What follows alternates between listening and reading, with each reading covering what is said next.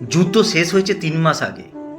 সীমান্ত থেকে একে একে সব সৈনিক ফিরেছে নিজের বাড়িতে, কিন্তু মেজর অভিজিৎ যেন আর মন থেকে ফেরেননি। ইউনিফর্ম পরে বাড়িতে ফিরেছেন ঠিকই, কিন্তু তার চোখ দুটো যেন এখনো যুদ্ধক্ষেত্রেই আটকে আছে। বাড়ি ফেরার পর একদিন ভোরে তিনি গ্রামের স্কুলের সামনে দাঁড়িয়েছিলেন।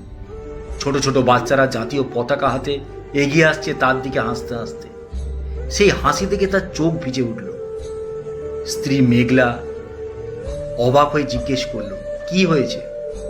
অভিজিৎ মৃদু হেসে বললেন, এই হাসিটা বাঁচিয়ে রাখতেই তো আমরা যুদ্ধ করি, অথচ যাদের সঙ্গে যুদ্ধ করেছিলাম তাদের অনেকেই আজ এই হাসিটা আর কোনোদিন দেখতে পাবে না। সেই রাতেই আবার ঘুম ভেঙে গেল। তিনি চিৎকার করে উঠলেন, রাহুল, নিচে ঝাঁপ দে। মেঘলা দৌড়ে এসে দেখল অভিজিৎ বিছানার এক কোণে বসে কাঁদছেন। তার অনেকক্ষণ পরে তিনি বললেন, ও আমার অধীনে ছিল, গুলি ওর বুকে লেগেছিল। শেষ নিঃশ্বাস ফেলার আগে শুধু বলেছিল, স্যার, আমার মা যেন না ভাবে আমি ভয় পেয়ে পালিয়েছিলাম। বলবেন আমি শেষ পর্যন্ত দাঁড়িয়ে যুদ্ধ করেছিলাম। অভিজিৎ সেই কথাটা রাখতে পেরেছিলেন। তিনি নিজে গিয়ে রাহুলের মায়ের কাছে ছেলের শেষ কথাটা বলেছিলেন।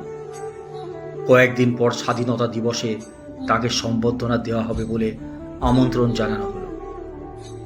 মঞ্চে ওঠার পর সবাই হাততালি দিল।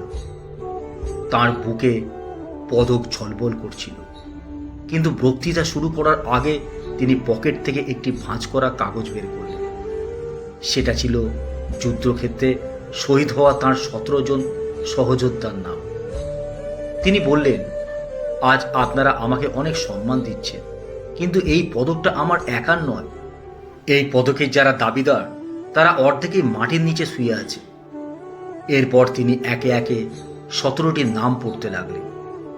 শেষ নামটি পড়ার সময় তার গলা কেঁপে গেল। তিনি আর কথা বলতে পারলেন না।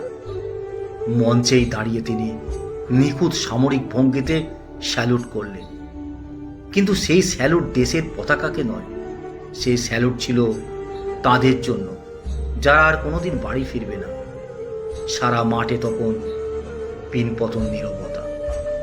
একজন বৃদ্ধা এগিয়ে এসে অভিজিতের হাত ধরে বললেন, বাবা, আজ আমি বুঝলাম যুদ্ধে শুধু আমার ছেলেটা মরেনি, তোমাদের প্রত্যেকের ভেতরেও একটু একটু করে মৃত্যু হয়েছে।